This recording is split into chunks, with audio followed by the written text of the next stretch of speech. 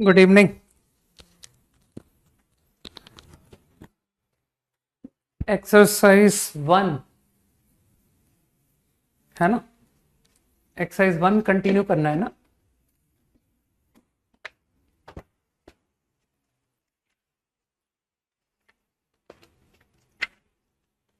I think 11 से continue करना है। 11 to 15 क्विकली। Any doubt? खुश रहो भाई। 11 to 15। यार इतने सारे डाउट क्यों पूछते हो? 11, 12, 13। 11। Angle between A and B बराबर angle between B and C. ये तो नोटेशन से समझ में आ गया।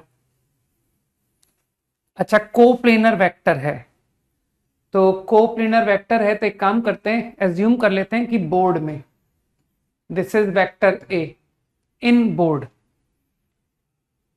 Angle between A angle between B is pi by 3. This is vector b.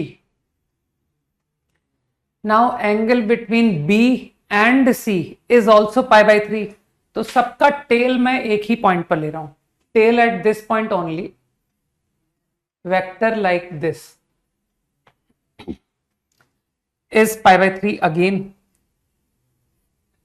Now angle which vector d makes with a makes with b are alpha and beta. तो angle between D and C find करना है।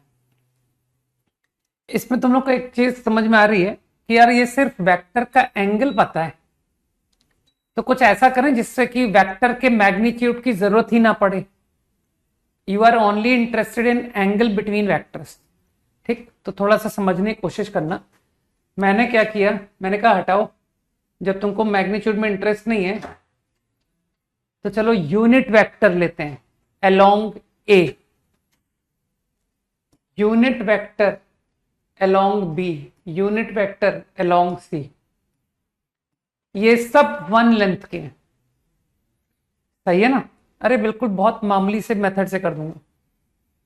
अब अगर ये one length है, ये one length है, ये वन लेंथ है, तो तुमको समझ आएगा कि सर अगर इस वेक्टर को शिफ्ट कर दिया जाए यहां पर, अगर इस वेक्टर का टेल यहां रख दिया जाए तो देखना इक्विलेटरल ट्रायंगल बन जाएगा। सोचो क्यों, सोचो सोचो क्यों इक्विलेटरल बनेगा? तीनों length one, angle between pi by 3। तो मेरे ख्याल से बात समझ आई कि सर ये तो ज्योमेट्री से दिख गया मुझे कि ये तुम्हारे ट्रायंगल का साइड बन जाएगा। अब क्या तुमको ट्रायंगल लॉ नजर आ रहा है कि sir this vector plus this vector is equal to this vector? तो ये तो सी है ना, तो A cap plus C cap is B cap by triangle law can write. अब मुझे लगता है कि तुम इंटरेस्टेड हो angle between D A B C, तो एक काम करो ना, डायरेक्टली डॉट विथ डी ले लो। If I take dot with D, मेरे ख्याल से प्रॉब्लम खत्म। इसमें किसी को कोई दिक्कत नहीं होनी चाहिए कि I can take dot with D. मानते हो mod D, mod D, mod D, mod D, mod D cancel, mod B cap which is 1। Angle between D and B को बीटा बोला है ना, cos beta. D and A का angle को alpha बोला है, कॉस अल्फा। इस angle को फाइंड करना है, मान लो थीटा। मान लो प्रॉब्लम खत्म कि सर हो गया, सवाल खत्म। आपको थीटा ही तो चाहिए था, योर प्रॉब्लम इज डन। कुछ लोग समझ गए कि सर ये तो तुरंत ही खत्म हो गया। क्विकली, ठीक। इसी को अगर थोड़ा सा लेंदी सॉल्यूशन चाहिए कि सर सेम प्रॉब्लम को हम क्यों नहीं एंगल बाइसेक्टर के थॉट से करें, ये वेक्टर, ये दो वेक्टर का बाइसेक्टर है, पहचान रहे हो, B vector is along bisector. अब किसी को याद है दो वेक्टर का बाइसेक्टर? सोचो सोचो, तो किसी को ध्यान होनी चाहिए बात। अरे स्ट्रेट लाइन में बाइसेक्टर लिखना सिखाया था, है ना? तो तुमको लगता नहीं कि सर एक बाइसेक्टर इस डायरेक्शन का बनेगा? क्या तुम डायग्राम से फील कर सकते हो कि सर इस डायरेक्शन का जो यूनिट का जो वेक्टर होगा एंगल बाइसेक्टर, वो ए कैप प्लस सी कैप के अलोंग होगा, लैम्डा टाइम्स, सही? और भाई दो बाइसेक्टर होते हैं, कुछ लोगों को ध्यान होगा कि सर एक इधर भी तो बन सकता था, कि अगर आप इस डायरेक्शन में, तो ये जो बाइसेक्टर बनता है ना, वैसे तो दो वेक्टर का बाइसेक्टर एक सिंगल ही होता है, क्योंकि जो एंगल बिटवीन वेक्टर होता है ना, उस एंगल को जो बाइसेक्ट करता है ना, वही कहलाता है बाइसेक्टर ऑफ वेक्टर, ठीक? लेकिन अगर इनकेस कोई दो लाइंस की तरह ट्रीट करता कि सर ये दो लाइन का बाइसेक्टर, तो एक आंसर ये आता और एक आंसर ये आता। लेकिन तुम तो जानते हो कि सर ये आंसर आपका डिफरेंस आता, ए कैप और सी कैप का डिफरेंस आता। कुछ याद आई बात? तो मुझे तो इसमें इंटरेस्ट है। अब तुम फील कर सकते हो कि इसको मैंने बी वेक्टर मान लिया, ठीक, मैंने इसको बी एज्यूम किया। अब तुम सोच रहे होगे कि सर लैम्डा निकालिए, तो लैम्डा के लिए I am going to make use of angle between A and B and C is π/3। तो मैंने दोनों साइड डॉट ले लिया विद बी। दो वेक्टर अगर बराबर हैं तो दोनों का डॉट किसी भी वेक्टर से बराबर आएगा, तो टेकन डॉट विथ बी।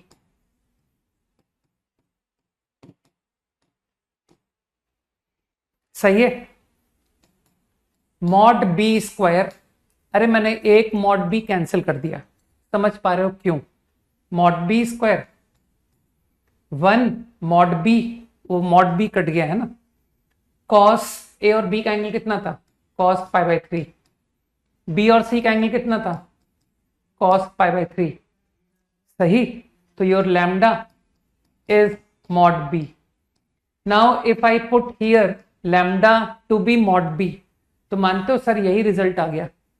इसे मॉड बी पुट कीजिए, if I collect this side you get the same answer. तो सेम बात को मैं एंगल बाइसेक्टर के थ्रू भी जा सकता था। Got it? क्वेश्चन नंबर 12 में बिल्कुल भी दम नहीं है, ये अननेसेसरी वेक्टर में क्वेश्चन पूछा गया है। इसको मैं ओरली बता देता हूं। ये एक्स वाई सिंपल इक्वेशन आती है, कुछ x square plus y square कुछ आता है, वो तुम बताओगे कि x square plus y square कितना आता है, ठीक है?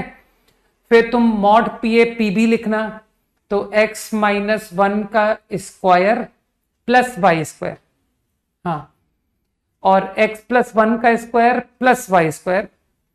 Now use x square plus y square, जो भी वैल्यू आती है 4 आती है, चलो ठीक है, x square plus y square 4 आता है, तो तुम्हारी इक्वेशन बन जाएगी 5 प्लस 2x1, सही कहा ना मैंने? एक्स प्लस एक्स माइनस 1 का whole square plus y square, तो ये हाँ 5 प्लस 2x आ गया, और अगला अंडर रूट 5 माइनस 2x आ गया, तो दोनों रूट का प्रोडक्ट जो है वो 25 माइनस 4x स्क्वायर आ गया, ठीक, दोनों रूट का प्रोडक्ट। अब जिसको थोड़ी भी बुद्धि है वो जानता है कि x square plus y square 4 होने का मतलब है योर एक्स लाइज बिटवीन -2 से 2, -2 क्लोज्ड से 2 क्लोज्ड। तो अब 25 माइनस 4x स्क्वायर की मैक्स वैल्यू की मिन वैल्यू निकाल लेना।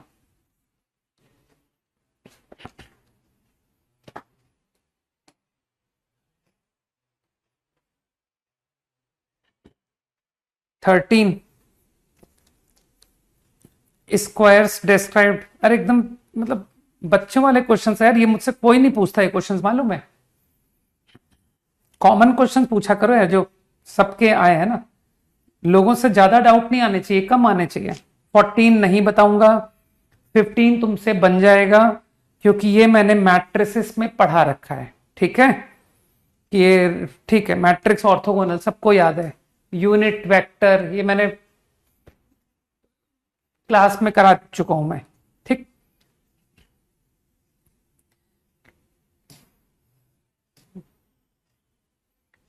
ए बी सी जो कह रहा है बेचारा, उसको करने से हो जाता है। ए सी एक्स वाई, ए सी एक्स वाई बन जाएगा ना तुम लोगों से कि सर ये क्वेश्चन आराम से आ गया था, 90 डिग्री वगैरह यूज करके हो गया था, है ना। Only 13 part 2। ठीक है, नेमिंग करनी पड़ेगी यार। ए सी x Y, A C x Y,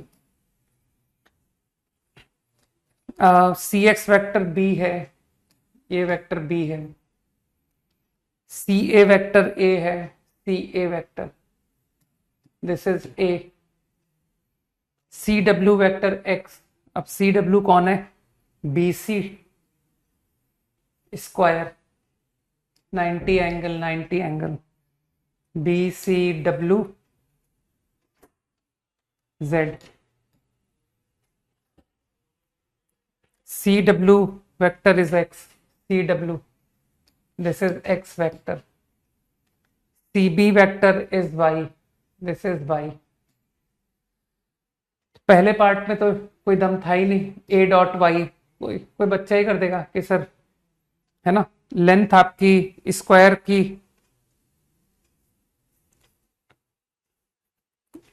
A dot Y plus x dot B, A dot y हो गया this length into this length cos of angle. फिर कुछ लोग कर देंगे कि sir B dot x, B dot x मेरे ख्याल से ये थीटा है, ये 180 माइनस थीटा है, मेरे ख्याल से ठीक कर रहा हूं। ये लेंथ, ये लेंथ, ये लेंथ इसके बराबर है और ये लेंथ इसके बराबर है, तो सेकेंड पार्ट हो गया, फर्स्ट पार्ट हो गया। अब जो अगला पार्ट है A W dot B x, A W कौन है, ए डब्ल्यू, ए डब्ल्यू जो है वो ए डब्ल्यू वेक्टर, तो A W vector is C A plus A W is C W, तो ए डब्ल्यू वेक्टर जो है वो आ गया X vector minus A vector. मेरे ख्याल से कुछ लोग समझ गए कि सर ट्राइंगल लॉ से ये बात हमको समझ में आ गई। ठीक, कुछ लोग को समझ में आया ना, C A vector plus A W vector बराबर सी डब्ल्यू वेक्टर। अब dot B X vector, B X vector same thought, B X C Y sorry C B vector plus B X vector, तो your B X vector is B minus Y, ये है बेचारा। तो बस खोल दो इसको डॉट, तो पहले वाले पार्ट से A dot Y plus B dot X plus वो तो जीरो हो गया, and what is left minus A dot B minus X dot Y, ये बचा। और एक्स डॉट वाई तुम डायग्राम से देख लोगे कि अरे ये तो बहुत ही लल्लू है, एक्स डॉट वाई तो परपेंडिकुलर है, तो ये तो जीरो हो गया, और बी डॉट ए वो भी जीरो हो गया। बिल्कुल बेकार क्वेश्चन। अप टू 20, 16 से 20, 13 ही तो पूछा था। Up to 20 any other quickly, 19 okay. 17 का बी तो तुम खुद कर लेना, है ना। तुमको ट्राइंगल के वर्टिसेस मालूम है, तुम ट्राइंगल के दो साइड वेक्टर लिख करके क्रॉस प्रोडक्ट नहीं कर पाओगे, ये बहुत शर्म वाली बात है। ठीक, कि सर मैं बिल्कुल मतलब इतना निकम्मा हूं कि मैं एक जरा सा क्रॉस प्रोडक्ट तक सॉल्व नहीं कर सकता। ठीक, 19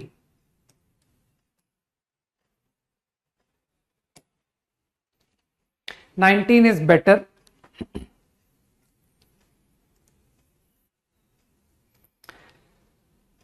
रेगुलर टेट्राहेड्रन DABC रेगुलर है, ध्यान रखना। एज लेंथ A है, ठीक है, सारे लेंथ A है। B में मिसप्रिंट है। अब यार ये तो मुश्किल बात हो जाएगी, मिसप्रिंट है अगर तो। मैं बता देता हूं, 17 का बी पार्ट में तुमको ट्राइंगल के वर्टिसेस अपनी शीट से मैच कर लो। गिवन है वर्टिसेस बता रहा हूं 1,1,1, दिस इज वन वर्टेक्स। दूसरा वर्टेक्स बता रहा हूं 2,2,2, थर्ड वर्टेक्स 1,1,y, ठीक है। नहीं, अब तुम चेक कर लो।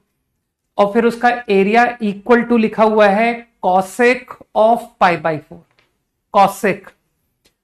और फिर कह रहा है फाइंड y। बस क्वेश्चन बता दिया, अब तुम चेक कर लेना मिसप्रिंट है या नहीं है, ठीक। Okay, regular tetrahedron having edge length A, okay. Now E and F on AD and BD, E point DA को 2:1, DA 2:1, तो पोजीशन वेक्टर मान के करते जाओ। Origin ABC, so this point is 2A/3. F divides BD 2:1, BD 2:1, so that is B/3. Find CEF, CEF triangle।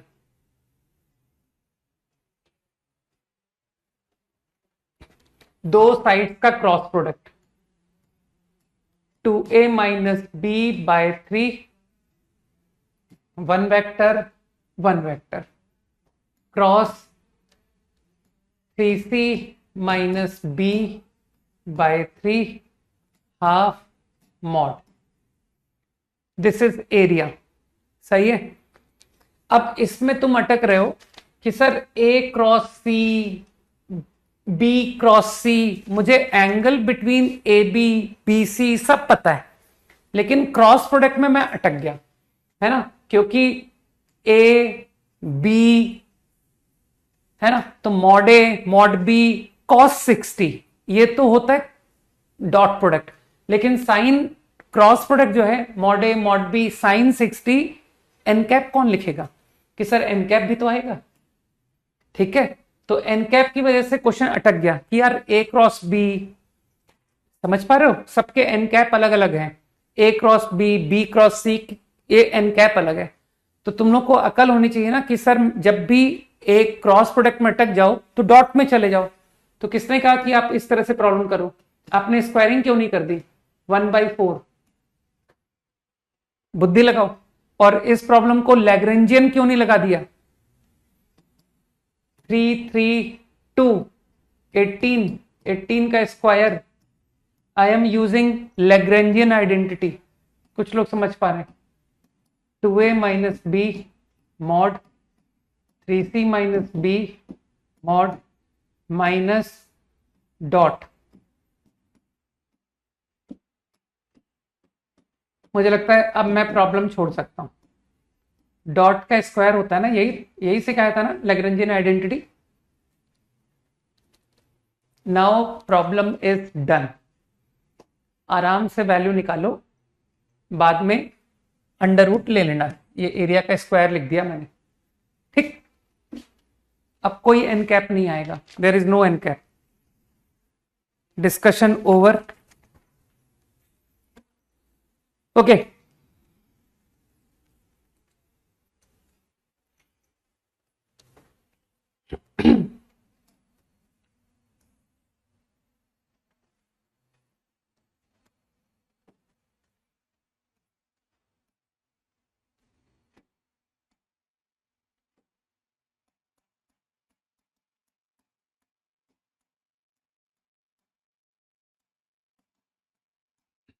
अब सबसे ज्यादा important concept की बात करते हैं ना, क्योंकि सबको पता है कि सर वेक्टर में क्वेश्चंस कहां से पूछे जाते हैं,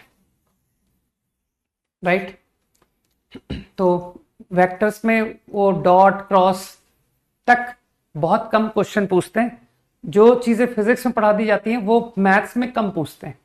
वो वहां से पूछना शुरू करते हैं जो फिजिक्स से थोड़ा आगे बढ़ता है, राइट। कि ये क्या पूछूं, ये तो फिजिक्स में ही ये लोग कर लेते हैं। तो let's talk about triple product. तो मैं 3 वेक्टर को प्रोडक्ट करना चाहता हूं, ठीक है। चलो ऐसे ही बताना मुझे।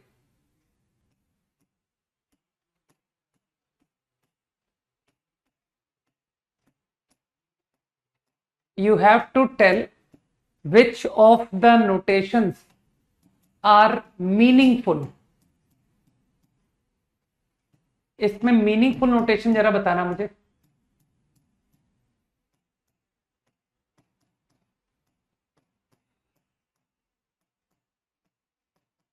What about first notation?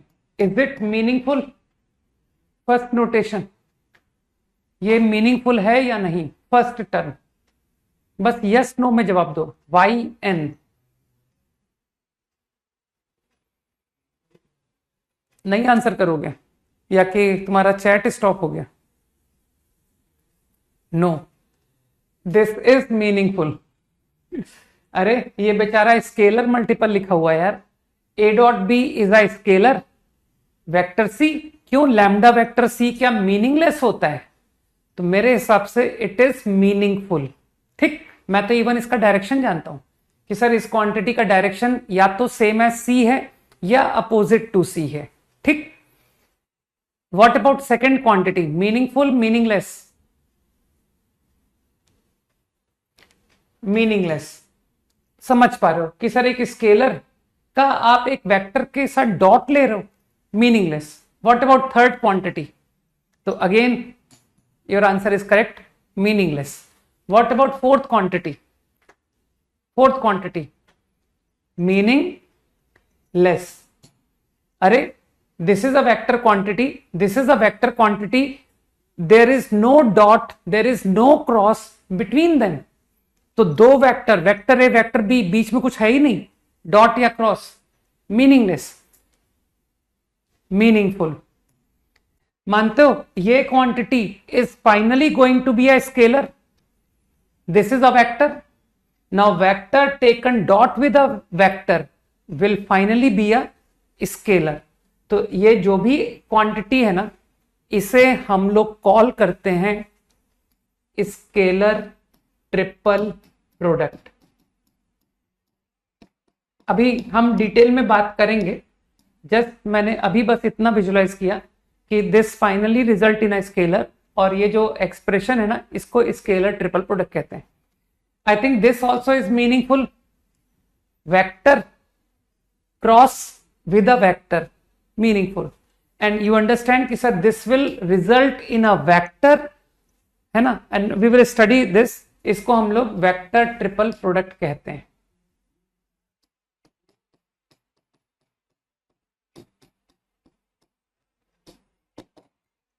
सही, thank you Ali. 5 seconds quickly.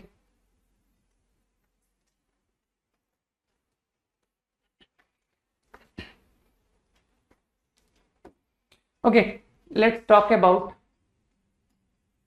Scalar triple product.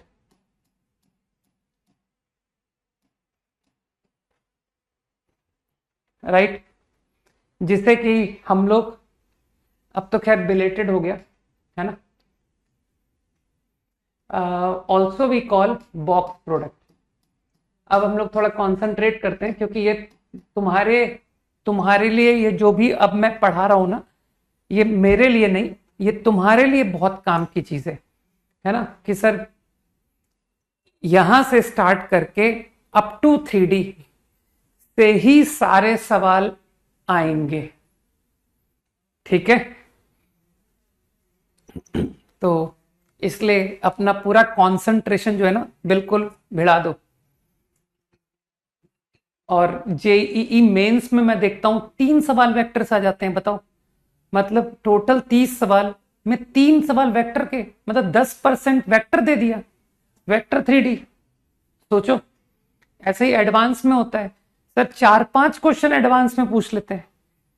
ठीक है, तो ये तो खुशी की बात है ना कि एक छोटी सी यूनिट जो कि हम लोगों ने टोटल 2 to 3 वीक्स में निपटा दी, उससे इतने सारे सवाल। लोग तो 6 महीने तक इतने सवालों को करने के लिए पढ़ते हैं कि सर हमने तो एक यूनिट 6 मंथ तक पढ़ी और उससे इतने सवाल नहीं आए जितने आपने 3 वीक्स में एक यूनिट पढ़ा के करा दिया है ना। तो समझदारी ये कहती है कि इस 3 वीक्स की यूनिट पर ज्यादा दिमाग लगा देना चाहिए। नहीं, कैलकुलस से 3-4 सवाल नहीं आते, ज्यादा आते हैं। ठीक है, तो कैलकुलस को वेक्टर के बराबर बिल्कुल नहीं कह रहा हूं। तो let us talk about this. ठीक, हाँ, just symbolically we also represent it like this. It is just a notation, है ना। Box product A B C, fine. Order की रेलेवेंस है ए बी सी, है ना। तो A cross B dot C. Now let us understand the meaning of this quantity. ये एक scalar है, हर कोई समझता है कि सर ये स्केलर है, लेकिन इसको समझते हैं कि क्या ये मुझे कुछ ज्योमेट्रिक सेंस समझा सकता है ना। जैसे कि तुम मॉड ए क्रॉस बी को मुझे एक्सप्लेन कर चुके हो ना कि सर पैरेललोग्राम का एरिया, तो कुछ ऐसा ही कुछ मैं मतलब इसका समझना चाहता हूं। थोड़ी देर के लिए काम करो, हम नॉन कोप्लेनर वेक्टर की बात करते हैं, ठीक, थोड़ा समझने के लिए। तो I am assuming ABC non coplanar.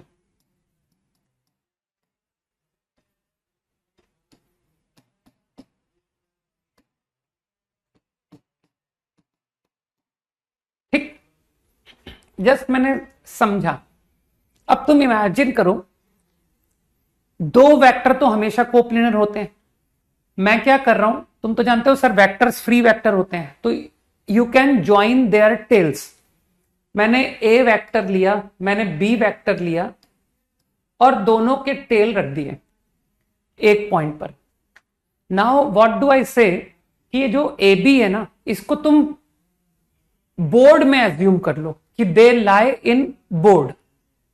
2 vectors are always coplanar, है ना। तो प्लेन कंटेनिंग देम मैंने मान लिया, board is the plane containing them. ठीक, अब जो थर्ड वेक्टर है, अगर मैं उस थर्ड वेक्टर का टेल इसी पॉइंट पर रखूं, तो मानते हो कि सर वो थर्ड वेक्टर आपके बोर्ड में लाई नहीं कर पाएगा, बिकॉज नॉन कोप्लेनर।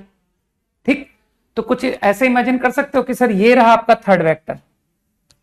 फील करो कि सर 2 वेक्टर तो आपके बोर्ड में है और एक थर्ड वेक्टर ये रहा, सही है।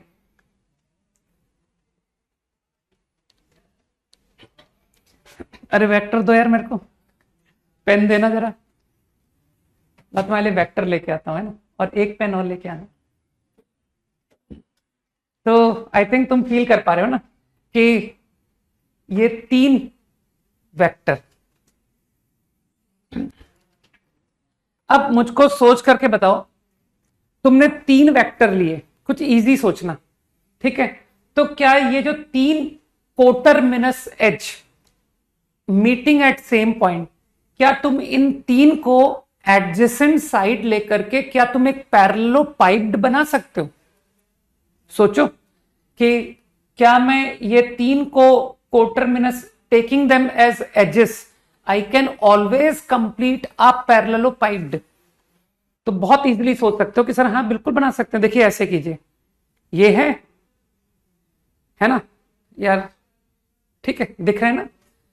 आप एक पैरेललोग्राम यहां बनाइए, यहां एक पैरेललोग्राम बनाइए। इमेजिन करो कि हाँ सर दिख रहा है, कोई जरूरत नहीं आपको सॉलिड क्लास में लेके आने की, है ना, नो नीड, हवा में ही हम लोग समझ जाएंगे, है ना। ये एक पैरेललोग्राम यहां बना। अब ये जो अदर एंड है ना, इस एंड पर बिल्कुल इक्वल पैरेललोग्राम बनाना, इक्वल, कि सर यहां अदर एंड पर, ठीक, पैरेललोग्राम ये दिख रहा है मुझे कि सर यहां पर एक पैरेललोग्राम बन गया, यहां बन गया, यहां बन गया, दिख रहा है। अब एक काम करो, इनको ज्वाइन कर दो कि सर ये ज्वाइन कर दिया, तो क्या दिखा कि हाँ यार ये तो पैरेललोपाइड कंप्लीट हो गया। समझ आई बात, ठीक। तो कुछ समझ में आया मैंने क्या समझाया, कि ये था वो तीसरा, ठीक। तुमने एक पैरेललोग्राम यहां कंप्लीट कर दिया, एक पैरेललोग्राम इसके अगले एंड पर बिल्कुल सेम, है ना।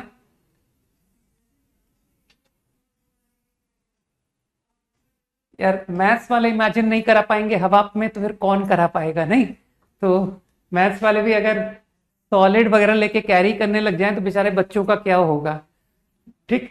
तो कोई तो हो जो रिलैक्स कराए। फील कर पा रहे हो ना, this is equal to this, this is equal to this, है ना, आ गई feeling. This is equal to this is equal to this, got it. Now a parallelepiped is formed, यहां तक दिमाग में गई बात। तो तुम बस इतना फील कर सकते हो क्या कि three non coplanar vectors will always form a parallelepiped. इस बात को जल्दी से हाँ बोल दो।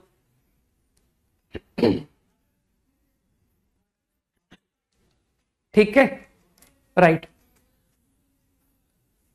नाउ अब तुम कोई सा भी एक इजी केस लेते हैं, दिस इज अ पैरेललोपाइप्ड, मैं अपने कन्वीनियंस के लिए ले रहा हूं, ठीक है।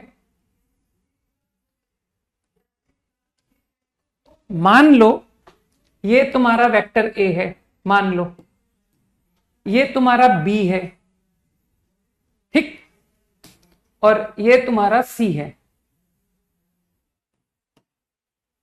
कंफ्यूज मत होना, ठीक है, कि सर आपने तो पीछे वाले साइड दिए थे ए बी सी, अरे इसको घुमा लो यार, इसको 180 डिग्री से घुमा लो, तुम्हारे सामने की तरफ आ जाएगा कि देख ए सामने आ गया, है ना। फील कर पा रहे हो ना। तो परेशान मत होना, कोई भी तीन कोटर्मिनस एच को मैंने एबीसी नाम दिया है। Now one by one let us know A cross B dot C. तो what is A cross B? A cross B is mod A mod B sin theta into N cap. Unit vector तो लगाना है। तो तुम geometrically समझ गए ना कि सर ये जो क्वांटिटी है area of parallelogram with ABS sides into N cap, into N cap. Theta मैंने इस एंगल को कॉल किया है, एंगल बिटवीन ए बी। अब तुम समझ रहे हो कि सर ये तो स्केलर हो गया, this is a scalar. Now I want to take dot with C. तो मानते हो स्केलर को you can take out N dot C. इस बात में किसी को कोई तकलीफ नहीं, ऐसा लिख सकता हूं मैं, ठीक, यहां तक clear. Now taking dot with C. अब ये जो एन डॉट सी है, अगर तुम्हारा कॉन्सेंट्रेशन अच्छा है तो यू विल से कि सर ये तो projection A dot B upon mod B. याद करो, A dot B upon mod B, क्या ये ए का प्रोजेक्शन ऑन बी होता है? मतलब ए डॉट बी कैप। अरे A dot B upon mod B क्या होता है? A dot B cap. तो I think that is projection of A on B vector. तो क्या तुम समझ गए कि सर ये क्वांटिटी तो projection of C on vector N.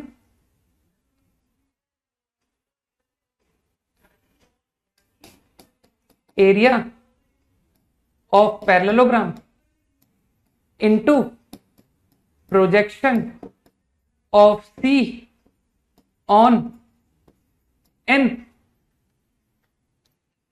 सही। अब एन वेक्टर क्या है?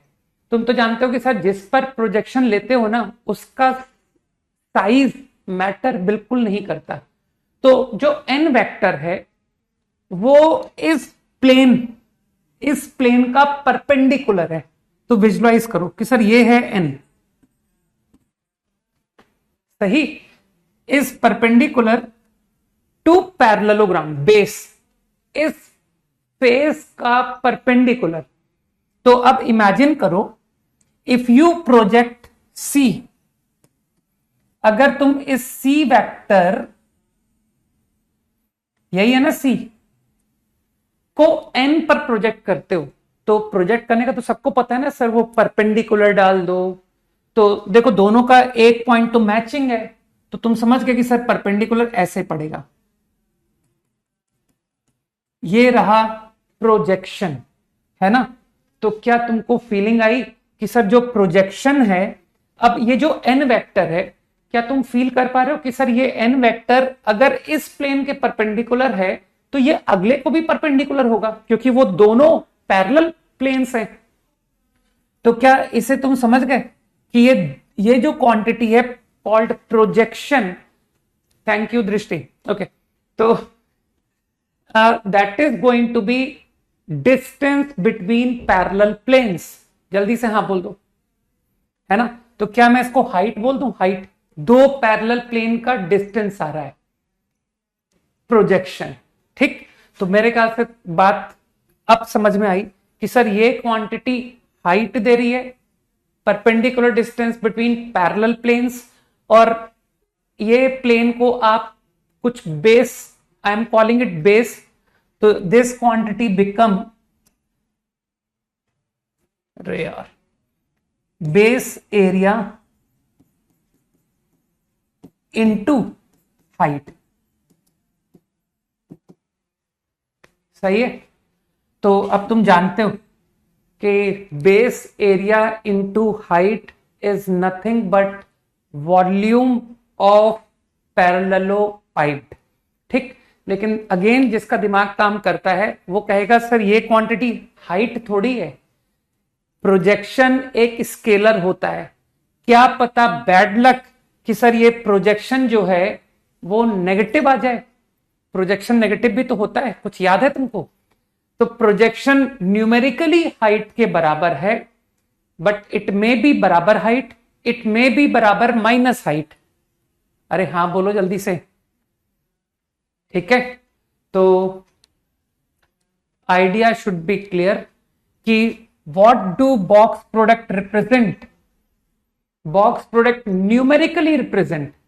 तो हम लोग एक काम करते हैं, हम लोग मॉडुलस कर लेते हैं इसका। सर मॉड लिख दीजिए,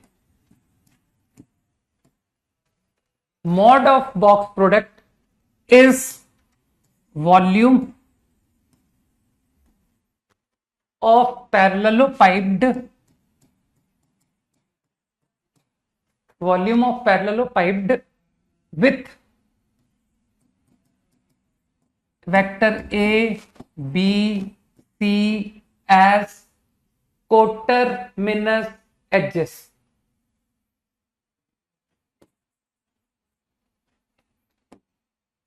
क्यों? एंगल ऑब्ट्यूज नहीं हो सकता? हाँ, तुम इसको एक्यूट, अरे जस्ट फील कर लो यार। तुमको किसने कहा कि एन वेक्टर ऊपर की तरफ आया है? अगर तुम्हारा एन वेक्टर नीचे आ जाता तो तुमको ए क्रॉस बी डायरेक्शन फिगर में थोड़ी पता है कि सर थंब अप आया है। कहीं तुमने गलत क्रॉस प्रोडक्ट ले लिया कि सर मैंने ए क्रॉस बी के बजाय बी क्रॉस से ले लिया। अरे डायग्राम पर सोचो ना यार कि सर ये बी नहीं, ये ए है, ये बी है। मेरी बात फील कर पा रहे हो? तो अगर एन वेक्टर इधर इस डायग्राम में ऊपर के बजाय नीचे आ गया होता तो ये एन और सी के बीच में ऑब्ट्यूज एंगल नहीं हो जाता। तो इसलिए मैंने गुंजाइश रखी है कि वो स्केलर न्यूमेरिकली तो वॉल्यूम होगा, but it may be volume, it may be minus volume. Okay, ABC as coterminous edges. Remember the meaning now. आगे प्रॉब्लम्स में डायरेक्ट यूज करूंगा, ठीक है, अगर वेक्टर एबीसी नॉन कोप्लेनर है तो जो बॉक्स प्रोडक्ट होता है वो वॉल्यूम, ठीक है, volume of parallelepiped with ABC as coterminous edges. Quickly,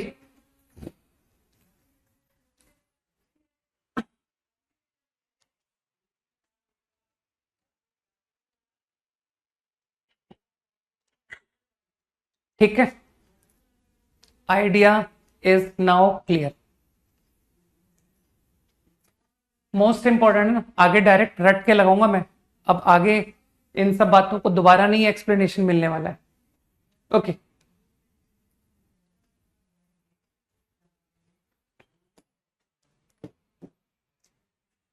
इसी बात को एक लेकर के एक छोटा सा नोट बना लो।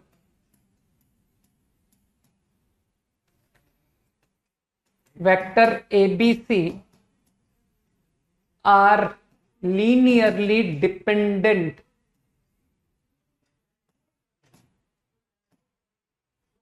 कुछ लोगों को अभी भी लीनियरली डिपेंडेंट की डेफिनेशन याद होगी, है ना?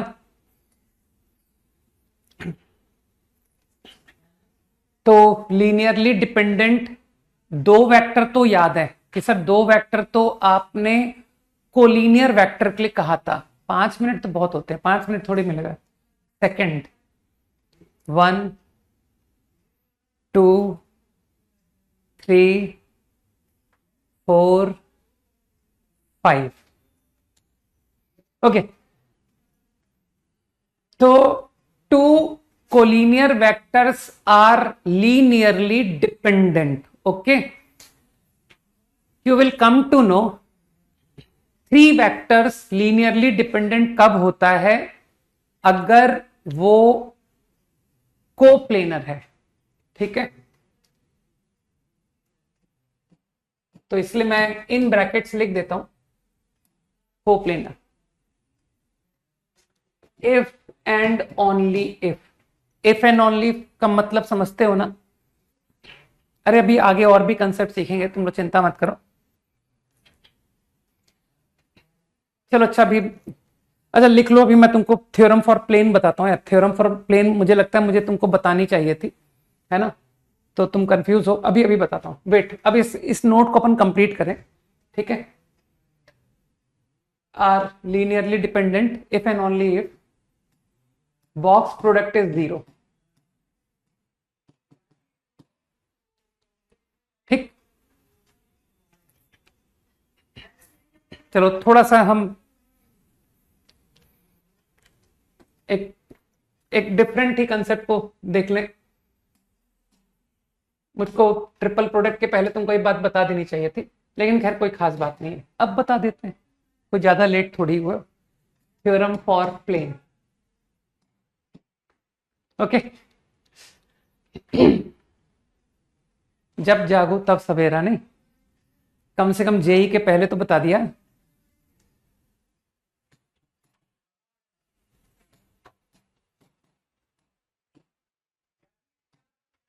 Non collinear vectors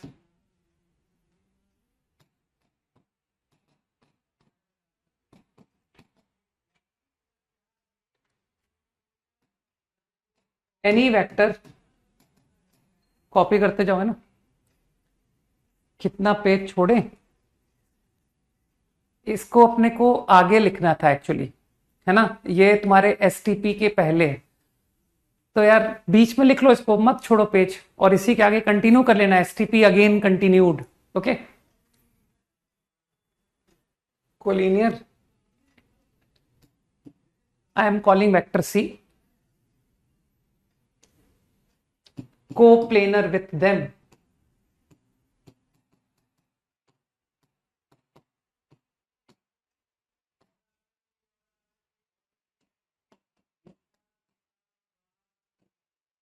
can be expressed as their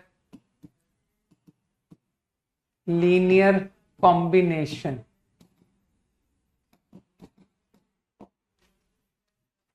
That is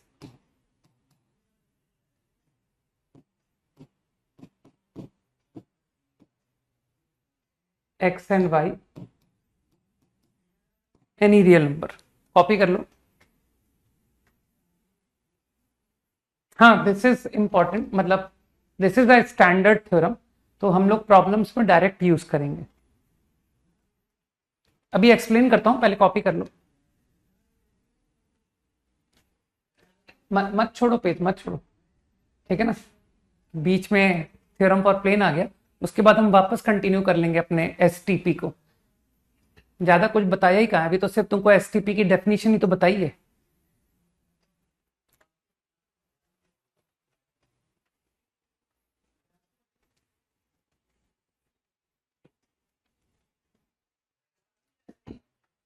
ठीक है, लगा दो, बॉक्स बना दो पूरा, और क्या। ठीक है, लो बना दो।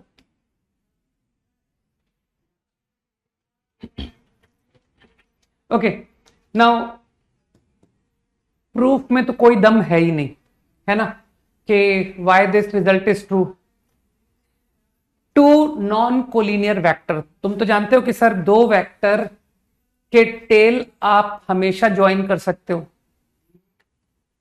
And by joining there tales you can always obtain a plane containing them। हमेशा आप एक प्लेन दे सकते हो जो इन दो को कंटेन करे, है ना। क्यों, तुम अच्छी तरह जानते हो कि सर क्यों एक प्लेन क्यों हमेशा एग्जिस्ट करेगा, क्योंकि मैं क्या करूंगा, मैं इन दो को लेके एक पैरेललोग्राम बना दूंगा। जस्ट मन में रीड करो कि एक पैरेललोग्राम, ये बात शायद मैं पहले भी बता चुका हूं, है ना, कि two vectors are always coplanar. कारण इसको लेके एक पैरेललोग्राम बना, और पैरेललोग्राम हमेशा एक प्लेन में लाई करता है, ठीक। तो मैंने जब दोनों के टेल ज्वाइन किए, तो तुम इमेजिन कर सकते हो प्लेन कंटेनिंग देम। तो कन्वीनियंस के लिए मैं बोर्ड मान लूं कि vector A vector B lie in board, ठीक। Now let us understand X A Y B. कोई एक एग्जांपल लेते हैं कि sir tail at this point, same point पर टेल लेकर मैंने ये एक वेक्टर लिया, this is X A vector. तुम तो समझ रहे हो कि सर एक्स ए वेक्टर का डायरेक्शन या तो ए से मैच करेगा या अपोजिट होगा। Let's say this is X A, सही। Now if I take Y B with tail at same point, मान लो दिस इज वाई बी, तो अब तुम X A plus Y B का मतलब समझ पा रहे होगे कि with them as adjacent side, if I complete a parallelogram, तो diagonal this vector is going to be x A plus Y B vector. मुझे बताओ क्या ये वेक्टर सेम प्लेन में ऑब्टेन हुआ, कि सर ये भी प्लेन कंटेनिंग ए बी जो है उसी प्लेन में ये वेक्टर आ गया, ठीक।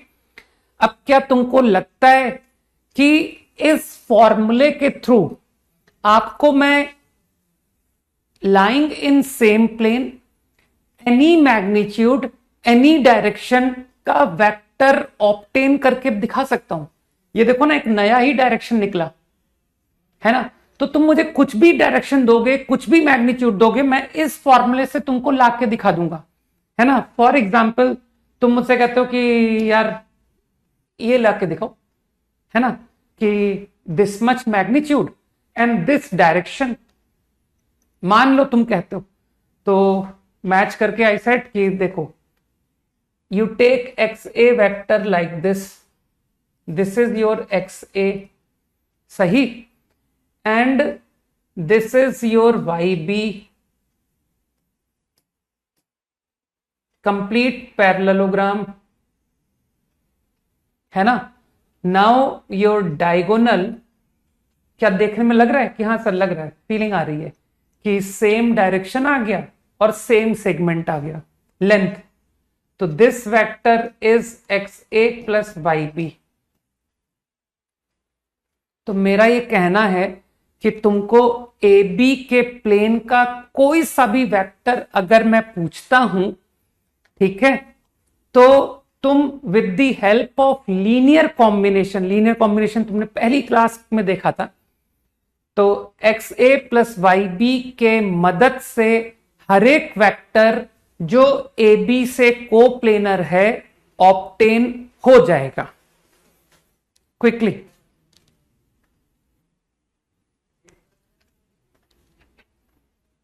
Got it?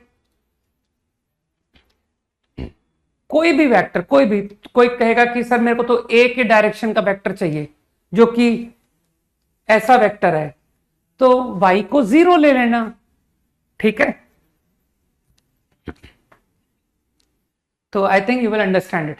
और इसका सबसे अच्छा एग्जाम्पल है ना, तुम लोग तो यार वेक्टर्स पढ़ते आ रहे हो, तो तुमको तो ध्यान है कि नहीं कि सर एक्स वाई प्लेन, हमको प्रॉब्लम फिजिक्स में कराए गए थे कि एक्स वाई प्लेन में वेक्टर फाइंड करो, है ना। तो तुम लोग फट से कहते हो ना कि सर हमको प्रॉब्लम में पूछा गया था फाइंड वेक्टर इन एक्स वाई प्लेन, तो हम लोग एज्यूम करके करते थे कि लेट वेक्टर बी एक्स आई कैप प्लस वाई जे कैप, ऐसा करते थे कि नहीं।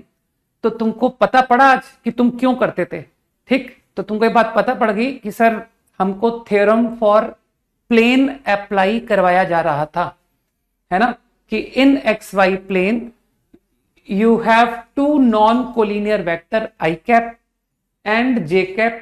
So every vector in the plane of xy can be expressed by linear combination.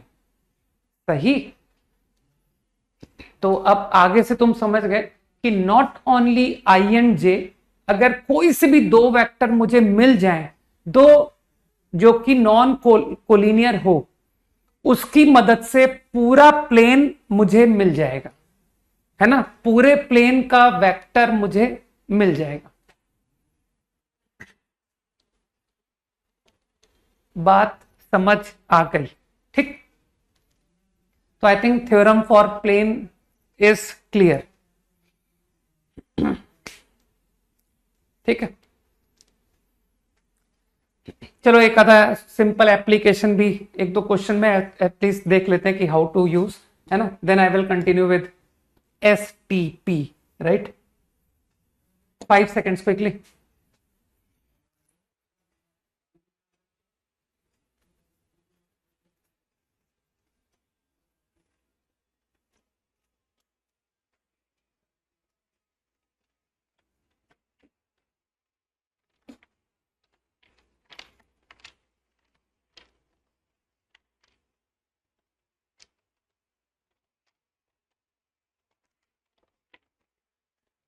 Copy ना,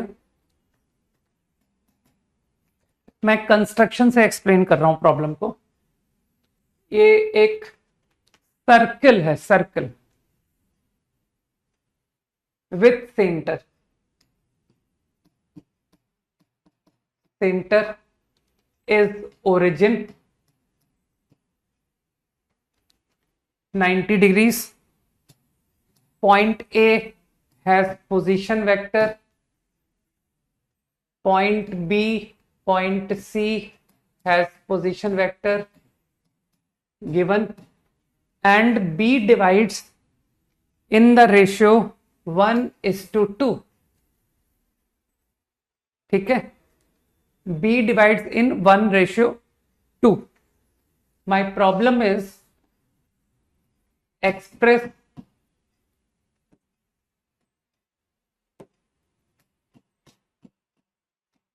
vector C in terms of a vector B. Quickly.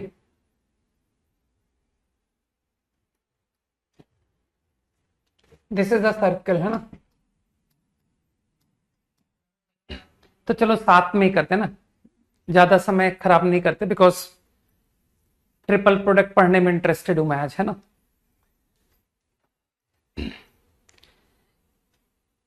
क्या problem में तुम feel कर पा रहे हो कि ओ ए वैक्टर, ओ बी वैक्टर, ओ सी वैक्टर? अंशुमन अभी देखेंगे आंसर, है ना? आई थिंक कि तुम सही कह रहे हो, राइट? तो मुझे लगता है कि तुम ओ ए, ओ बी, ओ सी कोप्लेनर वेक्टर, और डायग्राम को देख के तुम समझ सकते हो ना कि सर वेक्टर ए और वेक्टर बी नॉन कोलिनियर भी है ना? तो I guess you will understand कि using theorem for plane I can assume C like this, ऐसा एज्यूम कर सकता हूं, ठीक? ये बात clear? Using theorem for plane. अब तुम समझ रहे हो कि यार कुछ करके एक्स और वाई निकाल दो, है ना? तो मुझे ऐसा लगता है कि तुमको एंगल्स पता है ना? कि arc length is same as ratio of arc, है ना? आर्क लेंथ का रेशियो एंगल का रेशियो। तो I think this angle is what, 30 degree and this is 60 degree. तो मुझको डायग्राम से दिखाई दे रहा है ए और बी का एंगल, बी और सी का एंगल। तो तुमको लगता नहीं सर डॉट प्रोडक्ट की मदद से, ठीक है? चिंता मत करो, गणित से भी बताऊंगा मैं, क्यों परेशान हूं? हमेशा ऑल्टरनेट मेथड होंगे हमारे पास। तो I am taking dot with let's say A, C dot ए।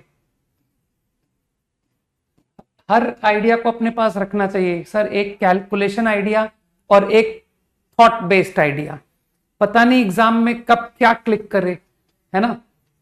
तो इसलिए दोनों पर पकड़ बना के चलनी है। Fine. Now C dot A, यार सबका मॉड तो रेडियस है ना? कि sir mod C, mod A, they are all equal to radius.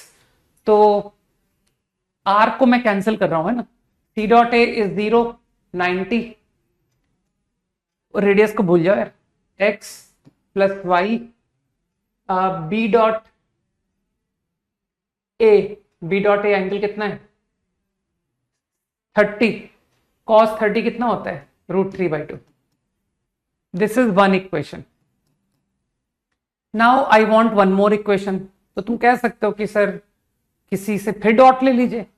तो चलो अब की बार डॉट विथ सी ले लिया। तुम चाहो तो बी से ले लेना, क्वेश्चन उससे भी हो जाएगा। बी डॉट सी, है ना? सी से डॉट लेने का फायदा है ना कि सर एक टर्म तो कम से कम 0 हुई। दिस इज आर स्क्वायर, लेकिन आर स्क्वायर तो काट दिया ना तुमने। R square into cos 60 half. मेरे ख्याल से problem over. y is 2, x is from there minus √3. So you can finally answer your vector c to be xa plus yb।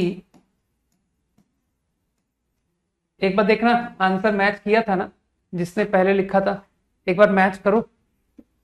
कर रहा है, मैच कर रहा है आंसर? जल्दी से हाँ बोल दो। हाँ कर रहा है, ठीक। अब चलो एक थिंकिंग बेस्ड थोड़ा आइडिया बताता हूँ। हालांकि तुम लोग की फिजिक्स बड़ी स्ट्रांग है, तुम्हारे सर मैं देख रहा हूँ बहुत अच्छी मैथ्स तुम लोग को करा रहे हैं, दैट इज वेरी गुड, ठीक। तो मेरा एक तरह से काम काफी कम कर दिया, अगर मैं काश नहीं पढ़ाता, है ना? लेकिन यार मुझे पढ़ाना पड़ता है, सोच कर कहीं ऐसा ना हो तुम में से कोई ना पढ़ाओ, ठीक। तुम्हारा कंपोनेंट पैरेलल, कंपोनेंट परपेंडिकुलर कुछ ज्यादा स्ट्रांग है ना तुम्हारा, ठीक। तो मैंने क्या किया, आई सेड ओबी वेक्टर, सही। आई थिंक तुम समझोगे कि सर ये वेक्टर को मैं पहचानता हूं, ये जो वेक्टर है ये ओबी का component parallel to A vector है। एग्री करते हो?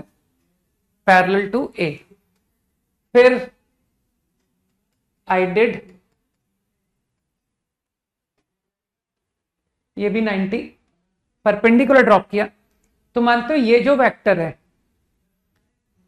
ये component of B parallel to C है, याद करो कि हाँ ये तो पैरेलल टू सी कंपोनेंट है, मानते हो ये तो रेक्टेंगल बन गया, रेक्टेंगल, और मानते हो रेक्टेंगल एक पैरेललोग्राम होता है, तो पैरेललोग्राम पर तो तुम पैरेललोग्राम लॉ लगा सकते हो, सही है। तो क्या मैं डायरेक्ट बोलूं कि वेक्टर बी बराबर using parallelogram law this vector plus this vector, और ये वेक्टर क्या है तुमने मुझे अभी भी कहा, component of B parallel to A, मैंने रट रखा है, component of B parallel to A,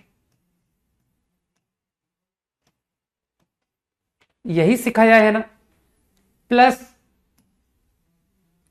this vector is what, component of B parallel to C, using formula directly, component of B parallel to सी।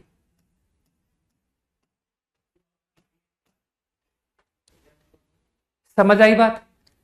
अब मुझे लगता है कि अब आप डायरेक्टली यूज करो, मानते हो B dot A radius into radius, या कह दो कि sir mod A mod B mod C सब बराबर ही तो है, तो मॉड का स्क्वायर कट गया इंटू कॉस ऑफ ए और बी का एंगल कितना है 30, कॉस 30, अरे वैल्यू लिखो यार, डायरेक्ट लिखो value, √3/2 vector A plus B dot C, B और सी का एंगल 60, हाफ वेक्टर सी। मानते हो problem is done, rearrange it, rearrange करो, तुम्हारा C vector same result obtain हो गया, सही।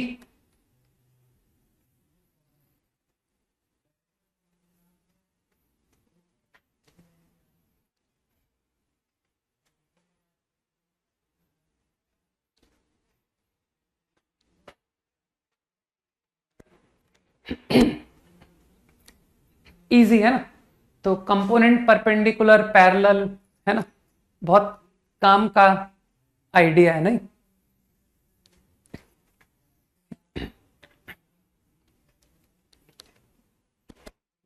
डन, ओके चलो, अब जब फिजिक्स की बात हो रही है तो चलो फिजिक्स का एक सवाल और तुमसे पूछता हूं, हटाओ, ठीक। लेकिन इंटरेस्टिंग बात यह है कि ये सवाल आईआईटी में आया था और अनफॉर्चुनेटली मैथ्स में आया था, ठीक। और ये क्वेश्चन एग्जैक्टली इरोडोव में पड़ा हुआ प्रॉब्लम है, मिरर, मिरर है, ठीक।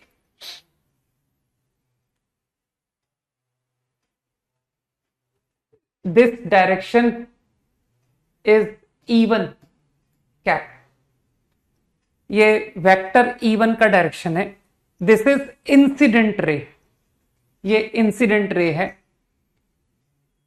After reflection this is E2 vector, सही है, ये डायरेक्शन E2 का डायरेक्शन है, perpendicular to mirror direction this way, this direction, direction सब फील कर रहे हो, ये एन का डायरेक्शन है, एन कैप का डायरेक्शन है ना। प्रॉब्लम इज, क्वेश्चन क्या है वो सुन लो, express E2 in terms of E1 and N cap, ये तुम्हारा मिरर है ना। क्विकली तुम लोग लिख नहीं पाओगे क्योंकि वो कैप वगैरह नोटेशन कैसे लिखोगे, अपना अपना कर लो, फिर मैं मैच करा दूंगा, क्या बात है। मैंने कहा ही था कि तुमने ये क्वेश्चन कर रखा है, ठीक है ना। तो इरोडोव का सवाल बताओ, मैथ्स के एग्जाम में पूछ लिया, बिल्कुल सही है अमन। अब केवल आंसर नहीं, तुम दोबारा उस क्वेश्चन को चाहो तो दोबारा सॉल्व कर लो, ठीक है ना। अंशुमन, वंश,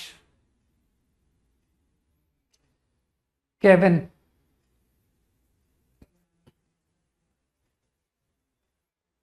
नहीं करनी पड़ेगी, चिंता मत करो।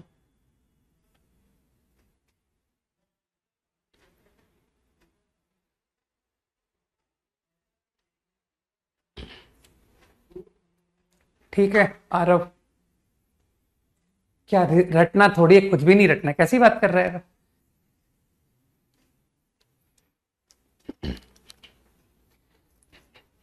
ओके, तो तुम तो जानते हो मैं टेल एट सेम पॉइंट, एक काम करते हैं हियर,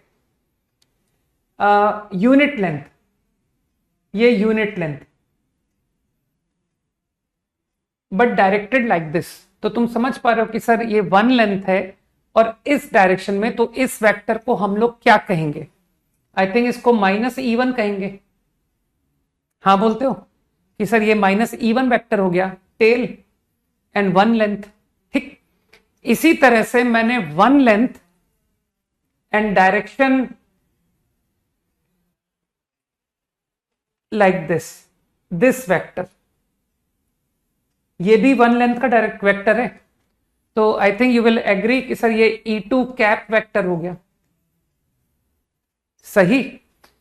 अब if I complete a parallelogram with two as sides, तो तुम समझ पा रहे हो कि सर ये तो रोम्बस बन गया, ये तो रोम्बस है।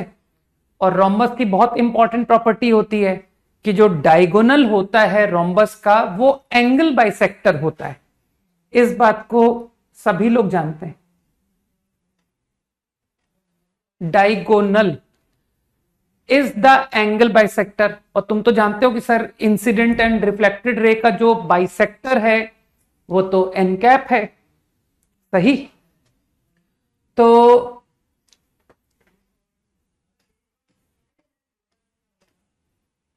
बात समझ आ रही। नाउ व्हाट आई डू, क्योंकि ये रोम्बस है तो diagonals bisect at right angles. Let's concentrate on this vector. अब क्योंकि तुम्हारा क्या कहते हैं उसे, ये जो टोटल वेक्टर है, ये वेक्टर, ये टोटल वेक्टर, मानते हो कि सर ये तो पैरेललोग्राम लॉ से आप लिख दो, E2 -E1 is equal to this vector which is twice of this vector, इसका ट्वाइस ही तो है। और जितने लोग जानते हैं वो बोल देंगे कि सर ये जो वेक्टर है ये तो component of -E1 parallel to N cap. समझते हो कि नहीं, component of -E1 parallel to N, तो डायरेक्टली रटे हुए फॉर्मूले से खत्म करूं और फिर उसका ट्वाइस कर देना, 2 टाइम्स ऑफ, तो I am going to write component. अरे यार तुम समझो ना, ये 90 है ना, तो ये कंपोनेंट पैरेलल ही तो हुआ, तो -E1 का component parallel to N using formula directly N cap square N cap, ये तो प्रॉब्लम खत्म हो गया। तो मैंने तो कहा ही था component parallel, component perpendicular is a excellent idea. हो गया वन, तो I think you got the answer कि सर यही करना था क्वेश्चन में।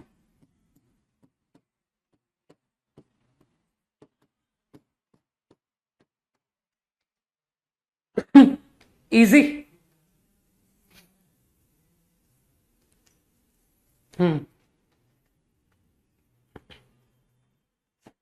Idea clear, fine.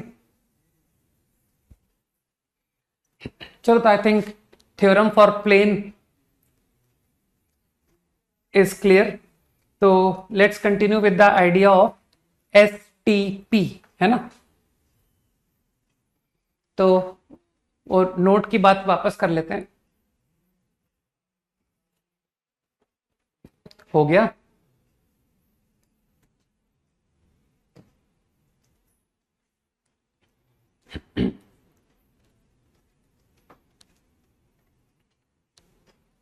वो नोट कहाँ गया? नोट पर ही चलते हैं ना। Okay, I was talking about this situation. Okay, vectors are coplanar या linearly dependent if and only if box product is 0। ठीक, इसको तुम बोथ वेज समझा सकते हो। बोथ वेज का क्या मतलब है? प्रूव करो कि कोप्लेनर है। ठीक, एज्यूम करो कि कोप्लेनर है और प्रूव करो कि बॉक्स प्रोडक्ट 0 है। कन्वर्स, एज्यूम करो कि बॉक्स प्रोडक्ट 0 है, प्रूव करो विल बी कोप्लेनर। भाई इफ एंड ओनली का मतलब यही होता है ना, बोथ वेज। तो मैं क्या कर रहा हूं? I am first proving, assuming that they are coplanar. ठीक, मानते हो अगर वेक्टर्स कोप्लेनर है तो वो एक ही प्लेन पे लाई करेगा। A B C they all lie in board, मान लो। तो अब मुझे बताओ A cross B dot C, agree करते हो? ये वेक्टर परपेंडिकुलर टू बोर्ड होगा। ये बोर्ड के परपेंडिकुलर हुआ कि नहीं? ठीक, any vector which is perpendicular to board is going to be perpendicular to every vector। कि सर A के परपेंडिकुलर, B के परपेंडिकुलर, C के परपेंडिकुलर। तो एग्री करते हो? Now you are going to take dot with C, है ना? तो this vector is perpendicular to C vector, so dot product become 0। सही, तो मैंने बॉक्स प्रोडक्ट को 0 दिखा दिया। ठीक, चाहो तो मैं इस कैलकुलेशन को थोड़ा न्यूमेरिकल फॉर्म में करता हूं। तुमने यहां पर क्या किया था? तुमने ए और बी के एंगल को थीटा माना था ना, एंगल बिटवीन ए बी। मैंने कहा ना हम लोग एसटीपी को एक तरह से रीस्टार्ट करके, तो ए बी के एंगल को तुमने थीटा माना था। थोड़ा न्यूमेरिकल फॉर्म में कैलकुलेशन कर रहा हूं। अब जब तुम सी डॉट एन में गए कि सर ये तो ठीक है, this C dot N, C vector N vector C vector, तो चलो दोनों के बीच का कुछ एंगल मानते हैं, पाई। सही है, तो तुम समझ पा रहे हो कि sir this quantity I can write equal to mod A mod B sine theta N dot C mod n cap mod c into cos of angle between c and n, which in diagram you have shown phi, mod c cos phi। सही है? कटा थोड़ी है, नहीं ना? वो cos phi पढ़ने में आ रहा है ना? तो मैंने जस्ट न्यूमेरिकली लिख दिया यार तुमको, सब स्केलर के टर्म में, राइट? कुछ भी याद नहीं करना, ये सब विजुअलाइजेशन है और कुछ भी नहीं। चिंता मत करो, ये सब मैं कोई फॉर्मूले नहीं बना रहा हूं। ठीक, तो तुम समझ सकते हो कि फॉर कोप्लेनर वेक्टर, अगर एबीसी कोप्लेनर है तो तुम वहां पर angle between A cross B and C मानते हो, that is phi. According to this diagram that angle is phi, है ना? तो तुम कह सकते हो कि सर हियर, आप ये कमेंट कर सकते हो कि फाई बराबर, है ना, फाई बराबर I/2। अरे बुद्धि लगाओ यार, ए परपेंडिकुलर टू सी, तो ए क्रॉस बी का एंगल सी के साथ तुमने फाई ही तो बोला था। ठीक, quickly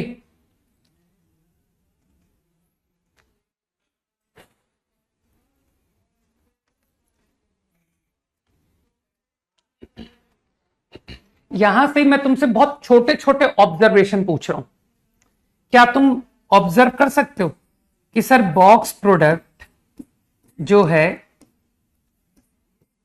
box product is less और equal to mod A, mod B, mod C? जल्दी से हाँ बोलो।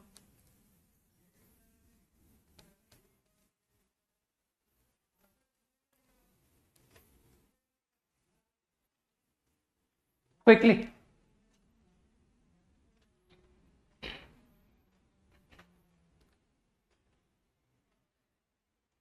समझ गए क्यों? Sine theta highest is 1, cos phi highest is 1, तो मुझे लगता है इसमें कोई तकलीफ नहीं। और क्या यहां से तुम विजुलाइज कर पा रहे हो कि if I talk about equal, ये सब कुछ याद मत करना, मैं जस्ट ऑब्जर्वेशंस पूछ रहा हूं, ठीक? क्योंकि तुम याद करके जाओगे और आईआईटी कुछ और ऑब्जर्वेशन कराएगा, तब तुम कर नहीं पाओगे कि यार ये तो हमको बताया ही नहीं हमारे सर ने, है ना? तो इसलिए सवालों की तरह समझो कि given this situation I am able to comment. तो मेरे ख्याल से तुम यहां पर भी फील कर पा रहे हो कि सर अगर ये रिजल्ट आप लिखते हो तो ये म्यूचुअली परपेंडिकुलर हुए कि नहीं हुए? सोचो। क्यूबॉइड, बिल्कुल सही, क्यूबॉइड, है ना? एंगल बिटवीन ए बी 90, पाई बराबर 0, पाई बराबर 0 का मतलब क्या हुआ?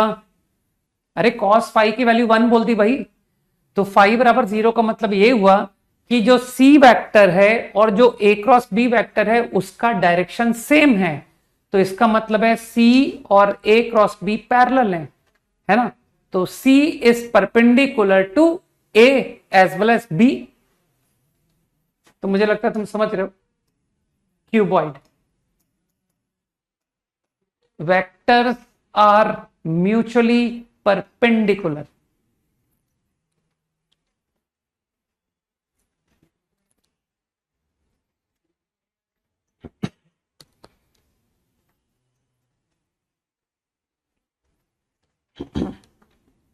नहीं नहीं, क्यूब क्यों बोल रहे हो?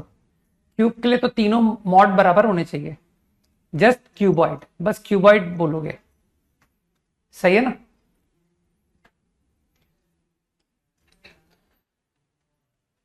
अब इसका अगर कन्वर्स समझाना है कि सर ये तो आपने कोप्लेनर माना और फिर दिखाया कि बॉक्स 0 है, ठीक?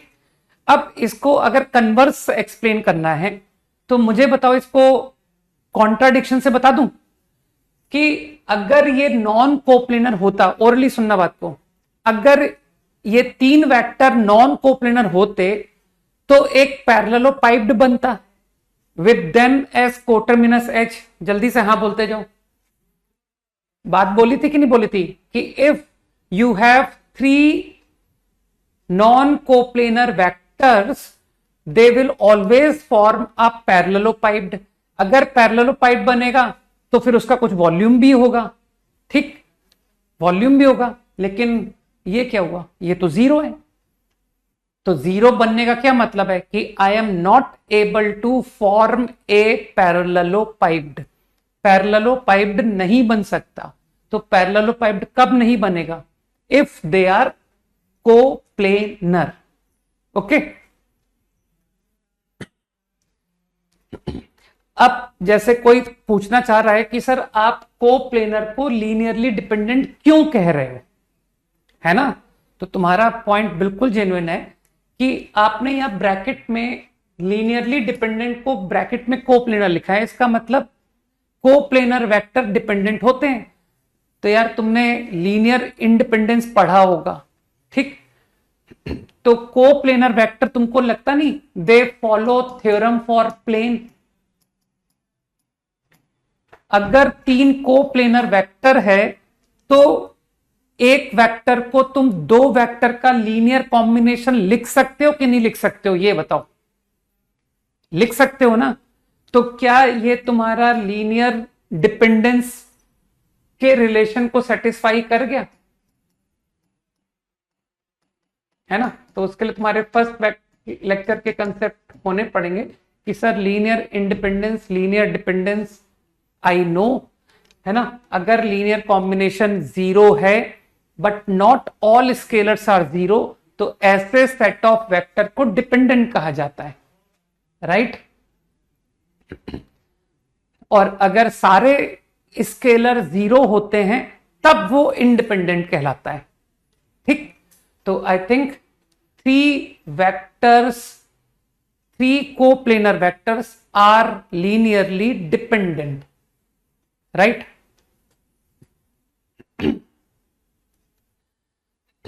चलो इसी प्लेस पर हम, जब तुमने तीन कोप्लेनर को डिपेंडेंट शो किया है तो हम साइमल्टेनियसली नॉन कोप्लेनर को इंडिपेंडेंट भी बता देते हैं, ठीक? Non coplanar are independent,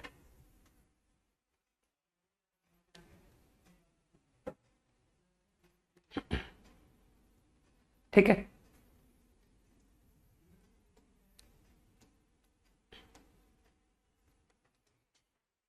three non coplanar vectors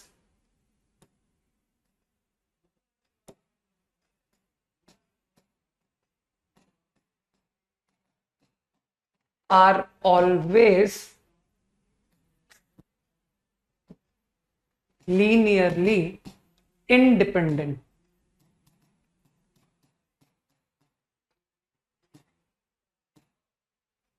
fine.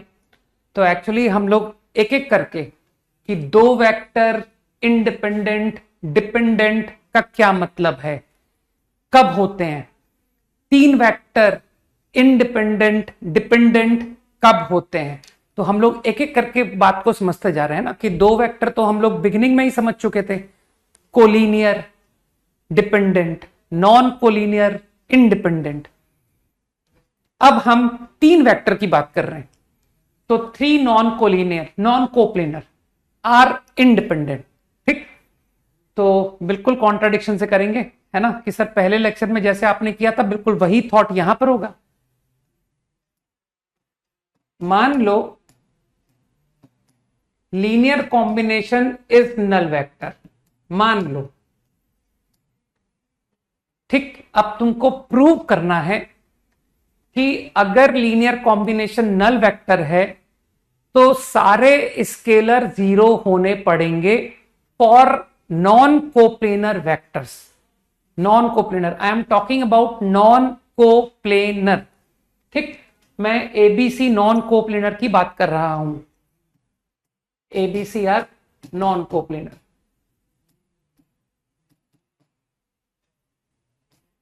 ठीक? तो मैंने क्या किया, मैंने कॉन्ट्राडिक्शन से मैंने कहा चलो इसकी बात को गलत मान लेते हैं। मान लो कि z नॉट जीरो है, let now as soon as I assume z to be not zero, तो मैंने क्या किया, मैंने कहा बाय रीअरेंजमेंट आप c को लिख सकते हो minus x by z a plus minus y by z b. एक नॉन जीरो स्केलर है, यू कैन डिवाइड, जल्दी से हां बोलते जाओ, ठीक? तो क्या यहां से तुमको नजर आया कि अरे सर ये तो थ्योरम फॉर प्लेन बन गया। C vector is a linear combination of A B, तो क्या ये कॉन्ट्राडिक्शन नहीं हो गया कि सर ये तो गलत बात है, आपने तो कहा था कि नॉन कोप्लेनर है। जल्दी से समझो बात को। तो हियर आई गेट कॉन्ट्राडिक्शन। अरे थिंकिंग एक जैसी होती है यार, तुमने पहले लेक्चर में देखा था ना कि दो वेक्टर को कैसे लीनियरली इंडिपेंडेंट किया था, बिल्कुल वही आइडिया यहां लगाया। तो मेरे ख्याल से लोग समझ पा रहे हैं कि सर ये तो संभव नहीं है ना, क्योंकि थ्योरम फॉर प्लेन का मतलब होता है A B c are coplanar, लेकिन आपने तो ऊपर लिखा हुआ था कि नॉन कोप्लेनर है। तो मानते हो मेरा एजम्पशन गलत है, ठीक? तो इसका मतलब सभी लोग समझ गए z को जीरो होना पड़ेगा, z नॉट जीरो इम्पॉसिबल। तो क्या आप समझ गए? Similarly I will prove x भी 0 है, सिमिलरली y भी 0 है, तो अगर all scalars become 0 imply linear independence. मेरे ख्याल से यही थी definition, linear independence of vectors. Idea clear? तो यार बड़ी छोटी सी बात है, आगे रट लेना कि sir 3 non coplanar vectors are always linearly independent. ठीक, 2 non collinear vectors are always linearly independent. 3 coplanar vectors are linearly dependent. 2 collinear vectors are linearly dependent. तो एक तरह से तुम समझ गए बात को कि 2 वेक्टर का इंडिपेंडेंस डिपेंडेंस का कंसेप्ट क्लियर मुझे कब होता है, 3 वेक्टर का इंडिपेंडेंस डिपेंडेंस का कंसेप्ट क्लियर कब होता है। समझे? और इसका बेस्ट एग्जांपल तुम जानते ही हो कि sir I cap, J cap and K cap is the best example. ठीक, तुम लोग को प्रॉब्लम्स में कराया जाता है कि देखो कभी अगर ये सिचुएशन तुम्हारे पास है, if you face equation like this,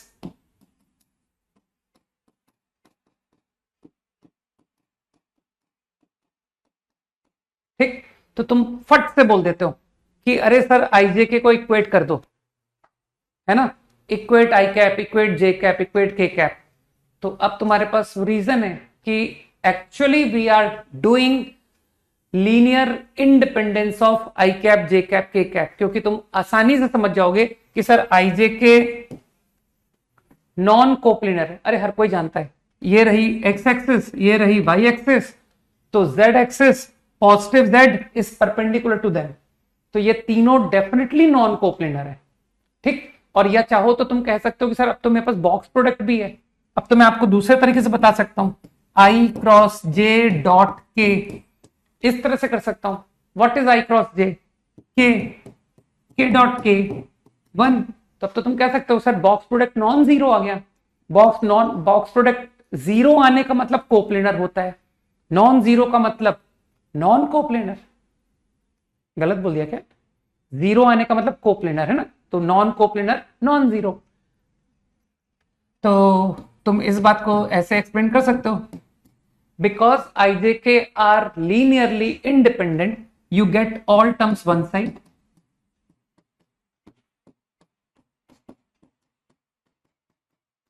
हालांकि कोई ऐसा करता नहीं है, हर कोई कह देता है कि सर आराम से इक्वेट कर लो, लेकिन बस मैंने तुमको एक प्रूफ बता दिया कि हम लोग क्यों दोनों आई कैप, जे कैप, के कैप क्यों इक्वेट करते हैं।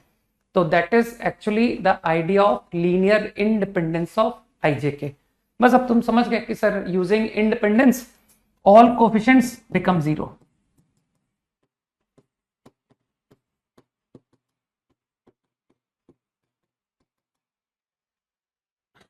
ठीक है, तो चलो हम लोग कंटिन्यू करेंगे। एसटीपी है ना, वैसे मैं चाहता था आज तो मैं सोच मेरे अकॉर्डिंग मुझको खत्म कर देना चाहिए था। ठीक है,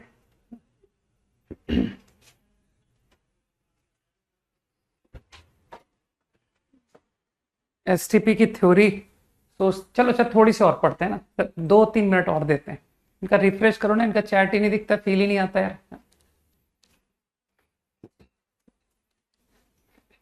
क्विकली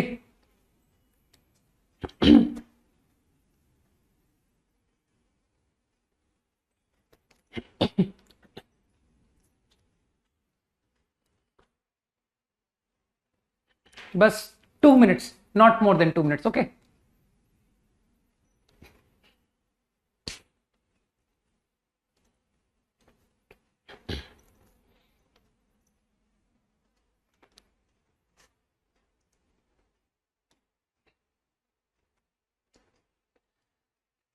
तो एसटीपी को लेकर के थोड़े से प्रॉपर्टीज देख लेते हैं।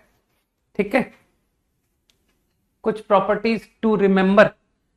सबसे पहले तो एसटीपी की कैलकुलेशन सीखते हैं कि सर एसटीपी कैलकुलेट कैसे करते हैं। A B C box product, ठीक, मान लो vector A is A1I A2J A3K, B vector B1 B2 B3, C vector C1 C2 C3, ठीक है, ठीक है। तो I want to do calculation of box product, तो A cross B dot C, ठीक। तो फास्ट क्रॉस प्रोडक्ट तो तुम जानते हो सर, डिटर्मिनेंट IJ के A1 2 3 B1 2 3, this is A cross B vector dot C1 C2 C3, सही है। अब मन में सुनना है ना, जिसके डिटरमिनेंट के कंसेप्ट अच्छे हैं वो कहेगा कि सर इसके अबाउट एक्सपेंड कर दीजिए, ठीक। तो ओरली सुनना, आई कैप इंटू को फैक्टर C11, यही रिजल्ट आया ना सर, C11 आई कैप, जे कैप C12 J कैप, के कैप C13 के कैप, को factors dot with C1 C2 C3, बस अब तो तुम डॉट प्रोडक्ट से कंफर्टेबल हो कि sir your answer is C1 C11 C2 C12 C3 C13। अब जिसको अकल है वो कहेगा कि sir go to your determinant directly and in place of IJK you put C1 C2 C3। First row के एलिमेंट को चेंज करने से C11 C12 C13 पर कोई फर्क नहीं पड़ता। लोग जानते हैं कि फर्स्ट रो के जब को फैक्टर लिखे जाते हैं उसमें फर्स्ट रो काम आता ही नहीं, है ना। सबको पता है बेसिक डेफिनेशन कि जिस एलिमेंट का को फैक्टर लिखते हैं उस एलिमेंट की रो और कॉलम दोनों डिलीट हो जाते हैं,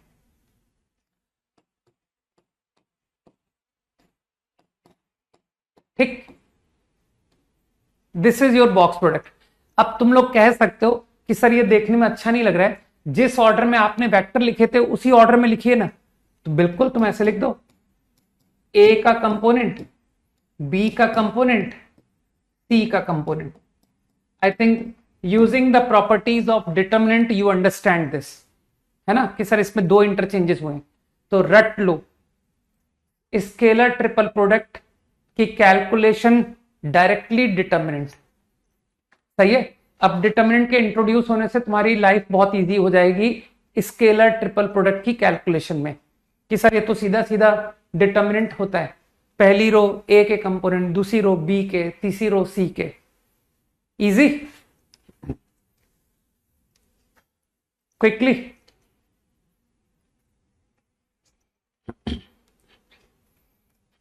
ओके, नाउ अब तो मैंने कहा ना तुम्हारे डिटर्मिनेंट आने से बहुत लाइफ इजी हो गई।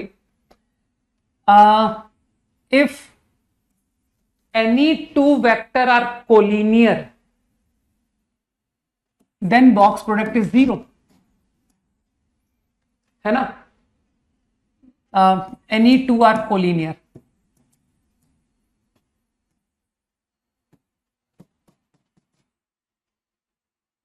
Of ABC then this box is 0। कहना सर इसको डिटर्मिनेंट से कर सकते हो, इसको कोप्लेनर की कंडीशन से कर सकते हो, है ना। ओरली सोचना, कोलिनियर वेक्टर का मतलब यही होता है ना कि एक वेक्टर A है, एक वेक्टर लैम्डा A है और एक वेक्टर C है, ये कोलिनियर हुए ना कोई दो वेक्टर। तो मुझे लगता है टेल को अगर ज्वाइन किया जाए, वैसे तो तुम डिटर्मिनेंट से कर सकते हो कि सर वो लैम्डा कॉमन ले लीजिए तो दो रो आइडेंटिकल हो जाएगी। और जो लोग ज्योमेट्रिकली सोचना चाहते हैं तो A और लैम्डा A की अगर टेल ज्वाइन करोगे तो तुमको लगता नहीं सर A और लैम्डा A एक ही स्ट्रेट लाइन पर आएंगे, हो सकता है अपोजिट डायरेक्शन आए, हो सकता है सेम डायरेक्शन आए, सही है। तो A और लैम्डा A एक सिंगल लाइन पर है। अब जो थर्ड वेक्टर है C, उसका भी टेल सेम पॉइंट पर, तो क्या तुमको लगता नहीं कि सर इसे लेकर के हमेशा मैं आपको एक प्लेन दे सकता हूं? समझो, अरे इसको लेकर के पैरेललोग्राम बनाना, ठीक है, तो जो पैरेललोग्राम बनेगा ना वो इस वेक्टर को भी कंटेन कर रहा होगा कि सर ये भी तो, ठीक है। तो तुम ज्योमेट्रिकली भी सोच पा रहे हो कि कोई भी दो अगर कोलिनियर है तो बॉक्स प्रोडक्ट इज 0, ठीक है। चलो अब नेक्स्ट क्लास में कंटिन्यू करते हैं। होमवर्क बता दूं, होमवर्क वेक्टर से नहीं दूंगा, तो वेक्टर से चलो मैं कुछ देखता हूं, क्योंकि अब तुम्हारी क्लास जो है वो वेक्टर की क्लास कल तो नहीं है, वो सैटरडे को है, ठीक है। तो तुम लोग ग्रुप पे नजर रखना, मैं संभव है कोई होमवर्क ग्रुप पर डालूं, और वैसे मैं चाहता हूं कि सैटरडे को मैं प्योर थ्योरी पढ़ाऊं, है ना, तो no homework you can say. चलो एक एक टर्न तुम लोग रेस्ट करो, ठीक है, नो होमवर्क। चलो भाई, बाय, जय हिंद।